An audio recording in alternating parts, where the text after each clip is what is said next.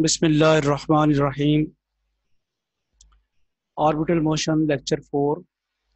आज हम classification of orbit in terms of energy discuss करेंगे कि एनर्जी की फॉर्म में ऑर्बिट जो है वो किस किस्म का होगा। यानी इन टर्म्स ऑफ एनर्जी से मुराद ये है कि एनर्जी के ऊपर वो डिपेंडेंट होगा ऑर्बिट। उसमें थ्योरम की फॉर्म में एक रिजल्ट है और वो रिजल्ट पहले इसकी स्टेटमेंट ज़रा देख लेते हैं। The planet will describe an ellipse, a parabola or hyperbola according as total energy per unit mass E is negative, zero और पॉजिटिव। जो प्लेनेट मूव करता है, जो प्लेनेट जो है वो ऑर्बिट में, उसका ऑर्बिट किस किस्म का होगा वो डिपेंड करेगा टोटल एनर्जी पर यूनिट मास के ऊपर। एनर्जी पर यूनिट मास से मुराद ये है कि आपने एनर्जी को मास पे डिवाइड कराया हुआ है। अब वो कहता ये है कि अगर ई जो है वो नेगेटिव है तो फिर ऑर्बिट जो है एलिप्टिक होगा, और अगर ई जीरो है, ई जो है एनर्जी पर यूनिट मास, टोटल एनर्जी पर यूनिट मास, अगर वो जीरो है तो फिर ऑर्बिट जो है वो पैराबोलिक होगा, और अगर वो पॉजिटिव है तो फिर ऑर्बिट जो है वो हाइपरबोलिक होगा। अब इसको ज़रा देखते हैं। Capital M and small M हमने मैसेज ले ली हैं सन और प्लेनेट की। तो न्यूटन का ग्रेविटेशनल लॉ के मुताबिक फोर्स अब क्या बनेगी, G M M over are square. और अब इसको ज़रा अप्लाई करने के लिए हम डिस्कस करते हैं, देखते हैं जो हमने प्रीवियस लेक्चर्स में ड्राइव की थी, differential equation of the orbit in polar coordinates. आपको याद होगा वो ये वाली है, वो लेक्चर नंबर आई थिंक 2 में हमने ये ड्राइव की थी, differential equation of the orbit in polar coordinates. अच्छा, अब इसको जहन में रखते हुए डिफरेंशियल इक्वेशन जो बनेगी, अब जो बनेगी लेफ्ट हैंड साइड तो सेम होगी जो differential equation orbit in polar form हमने ड्राइव की थी। जो उसकी लेफ्ट हैंड साइड है इसकी भी लेफ्ट हैंड साइड वही होगी। राइट हैंड साइड में फोर्स का फर्क पड़ेगा, क्योंकि फोर्स अब आपके पास जो है न्यूटन का ग्रेविटेशनल लॉ से जो फोर्स है G M M over are square, अब फोर्स जो है वो लग जाएगी आपके पास। अब थोड़ा सा आगे चलते हैं। आप सबको पता है कि हम आर जो है 1/u लेते होते हैं, या u जो है वो आपके पास 1/r होता है, तो यहाँ पे ये बन जाएगा यू स्क्वेयर। अब इसका फ़ायदा ये हो सकता है कि यू स्क्वेयर दोनों तरफ हम कैंसिल कर दें और m भी कैंसिल कर दें। आपके पास ये एक फॉर्म बन जाती है डी स्क्वेयर यू और D theta square plus U G M M over A square. अच्छा, फिर थोड़ा सा आगे चलते हैं, और हमने ये जो जी भी कांस्टेंट है, कैपिटल एम भी कांस्टेंट है, और इन दोनों की प्रोडक्ट जो है बार बार लिखने के बजाय उसको एक नए कांस्टेंट से हमने लेबल कर दिया, उसका नाम रख दिया म्यू। और डिफरेंशियल इक्वेशन हमारे पास अब इक्वेशन नंबर 1 की फॉर्म में बन गई, where mu is equal to G M M. Equation 1 can be written as, equation 1 को हम किस तरह लिख सकते हैं, वो ये फॉर्म आपने लिख दी। नेक्स्ट जरा देखिएगा कि ये कैसे लिख दिया। ये देखें ना, आपका ये जो mu over A square constant है, अगर आप इसका सिंगल डेरिवेटिव लेंगे तो जीरो हो जाएगा, डबल डेरिवेटिव लेंगे वो भी जीरो हो जाएगा। तो एक्चुअल क्या होगा, यानी ये u minus mu over A square का डबल डेरिवेटिव लेने से एक्चुअल टर्म यही आएगी, that will make no difference. देखें जो यहाँ ये रिजल्ट जो है सेम यही रिजल्ट है। क्यों? क्योंकि म्यू ओवर ए स्क्वायर का डेरिवेटिव तो हो जाना जीरो, और ये अब लिखा क्यों है, वो इसके साथ इस तरह, चूंकि यहाँ पे ऑलरेडी है U minus mu over A square है, तो हमने यहाँ पे डेरिवेटिव में U minus mu over A square in order to make the symmetry किया है, ताकि आगे डिफरेंशियल इक्वेशन अगर हम सॉल्व करें तो उसमें ये पूरे का पूरा कंसिडर हो, और उसकी वर्किंग ज़रा आगे हम देखेंगे कि किस तरह से हम इसको कर रहे हैं। नेक्स्ट है जी कि आप इसका इसका जनरल सोल्यूशन जो है वो लिखते हैं, वो ये इट्स जनरल, ये सेकंड ऑर्डर डिफरेंशियल इक्वेशन है, second order homogeneous differential equation का जनरल सोल्यूशन ये। मैं थोड़ी सी आपको यहाँ पे वर्किंग शो कराता हूँ कि ये इसका जनरल सोल्यूशन कैसे है।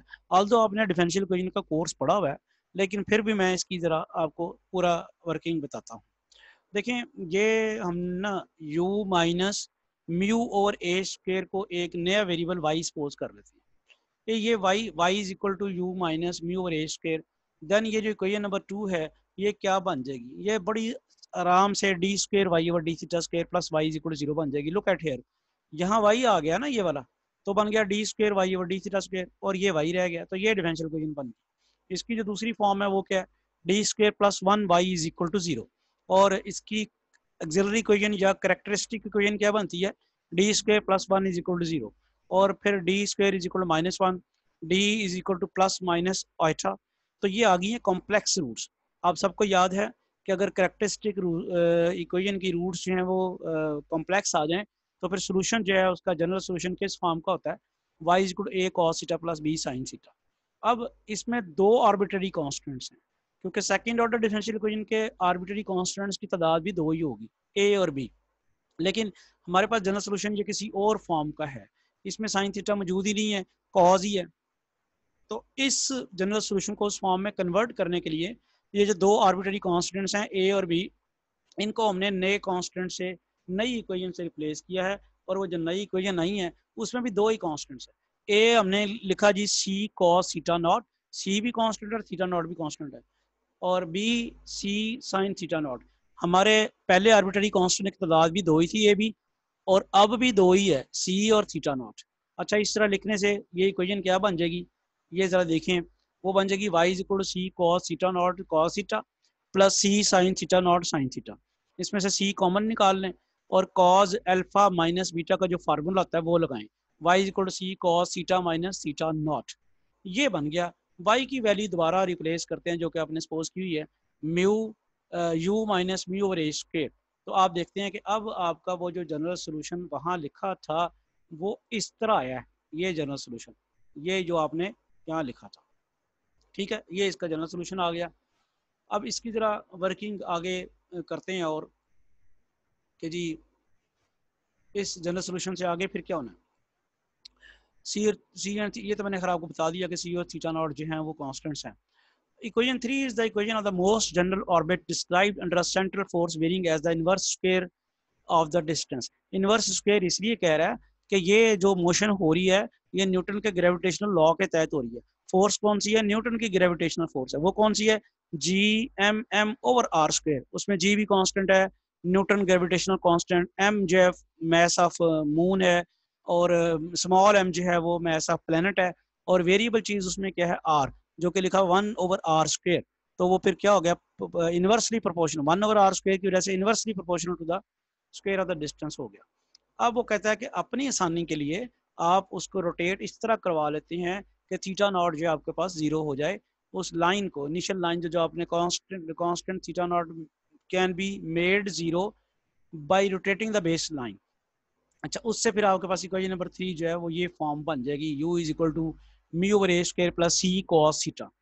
तो अब इसको हम इस फॉर्म में लिख सकते हैं 1 over R mu over A square plus C cos theta. इसकी ऑल्टर आप सिंपलेस्ट फॉर्म जो है वो उसको जो हम असल में जाना चाह रहे हैं उस तरफ, जो आप कोनिक की इक्वेशन इन पोलर फॉर्म लिखा करते थे, आपको याद होगा प्लेन कर्व में आपने ये पढ़ी हुई है, equation of conic in polar form, वो इस फॉर्म की होती है। उस फॉर्म की बनाने के लिए यहाँ हमें 1 बनाना चाहिए। यहाँ 1 बनाने के लिए हमने इस इक्वेशन को म्यू ओवर ए स्क्वायर से डिवाइड कराया। म्यू ओवर ए स्क्वायर से डिवाइड करने के लिए ये वो फॉर्म बन गई है, equation of conic in polar form. इसमें कहता है दस द ऑर्बिट इज कोनिक, इससे पता चल गया कि ये कोनिक है, with one focus at the centre of force, semi latus rectum equals to, semi latus rectum जो है ना, ये वाला ऊपर वाला जो होता है ये सेमीलेटरस रेक्टम होता है, वहाँ हम एल लिखते हैं, एल ओवर आर। तो ये A square over mu semilatus rectum है, और यहाँ वहाँ लिखा होता था स्मॉल ई, जो कि सेंट्रिसिटी ऑफ द कोनिक होती है।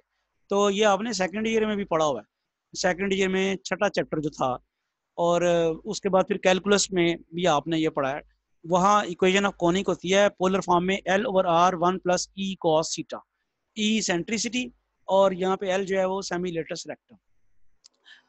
टू डिटरमिन सी, हम कुछ आगे लेते हैं, V be the potential energy per unit mass. V अगर आपने potential energy per unit mass ली तो सेंट्रल फोर्स होने की वजह से आपके पास ये रिलेशन आएगी, minus mu over are square is equal to minus D V over D are.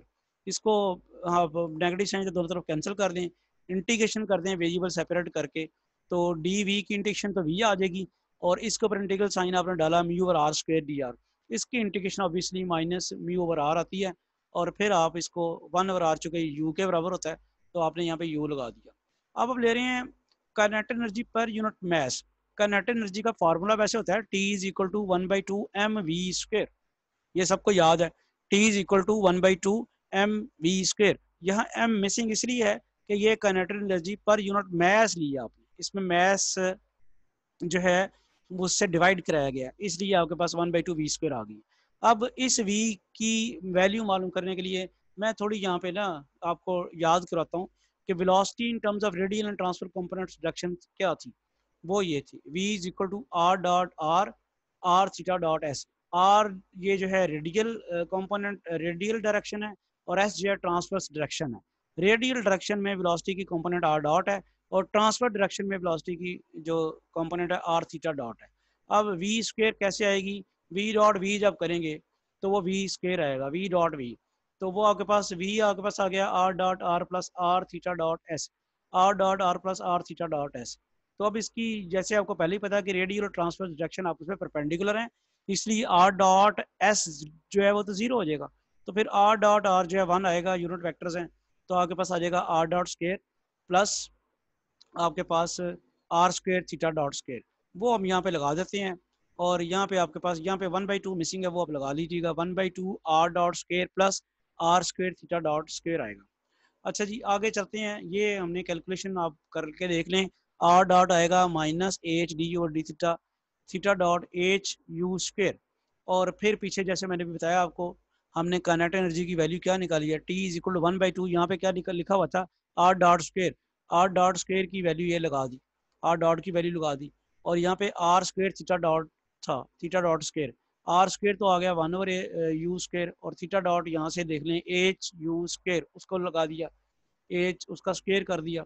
अब जरा सिंप्लीफाई करें तो ये इक्वेशन बनती है, if E is a total energy per unit mass, then total energy आपको याद होगा किसके बराबर होती है, potential energy plus kinetic energy.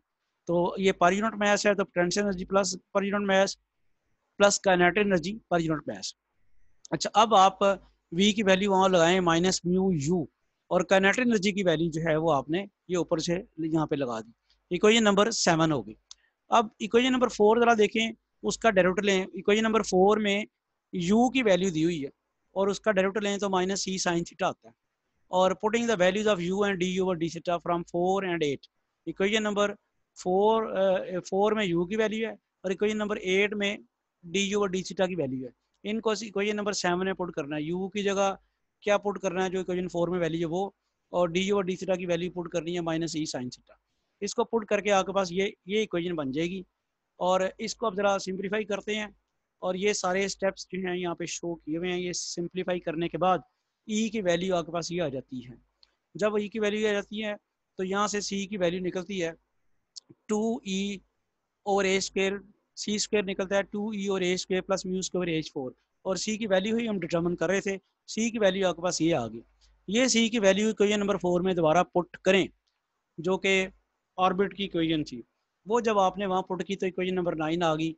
और ये आपके पास जो है इसको कंपेयर करें, वो जैसे मैंने अभी कहा था कोनिक की इक्वेशन इन पोलर कोऑर्डिनेट्स, तो उसके साथ कंपेयर करें तो आपके पास जो ई आया इसेंट्रिसिटी, ये सारी की सारी जो है ना ई है। जैसे आपको याद है कि कोनिक जो है वो उसकी शेप इसेंट्रिसिटी पर डिपेंड करती है। अगर ई आपका जो है लेस देन 1 हो तो फिर वो एलिप्स, ई इक्वल टू 1 हो तो फिर आपके पास यानी इसेंट्रिसिटी ई जो है, ई लेस देन 1 हो तो और जो कोनिक है वो एलिप्स होता है। ई इक्वल टू 1 हो तो कोनिक जो है पैराबोला होता है।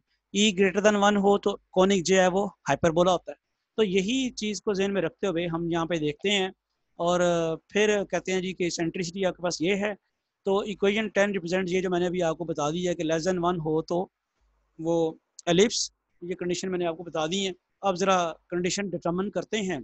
ई अगर लेस देन 1 हो तो क्या होगा, इसेंट्रिसिटी ये है, ये लेस देन 1 होगी, ये लेस देन 1 हो तो फिर ये रिलेशन आएगा, ये हो तो फिर ये आएगा। अब इसमें से 2 भी कांस्टेंट है, एच भी कांस्टेंट है, म्यू भी कांस्टेंट है, तो आपके पास ई लेस देन 0 आ गया। तो क्या पता चला, हमने कहा था कि अगर स्मॉल ई लेस देन 1 हो तो एलिप्टिक होगा, और स्मॉल ई इसेंट्रिसिटी लेस देन 1 लिया तो कैपिटल ई जो है एनर्जी पर यूनिट मास, टोटल एनर्जी पर यूनिट मास लेस देन 0 आ गई। टोटल एनर्जी पर यूनिट मास लेस देन 0 आने का मतलब क्या है कि एलिप्टिक है, इस वजह से पता चला। इसी तरह E is equal to 1, eccentricity 1 हो तो ये पैराबोलिक होना है। इसको जब हम करते हैं तो कैपिटल ई कैपिटल ई जो क्या थी, एनर्जी पर यूनिट मास, वो इक्वल टू 0। फिर अगर आप इसेंट्रिसिटी ग्रेटर देन 1 करें तो वो हाइपरबोला होता है, और हाइपरबोला जब हम इसकी कैलकुलेशन करते हैं तो ई ग्रेटर देन 0 आ जाती है। तो कंक्लूड फिर क्या हुआ कि orbit will be elliptic if total energy per unit mass is less than 0. Orbit will be parabolic if total energy per unit mass E is equal to 0. And orbit will be hyperbolic if total energy per unit mass E is greater than 0.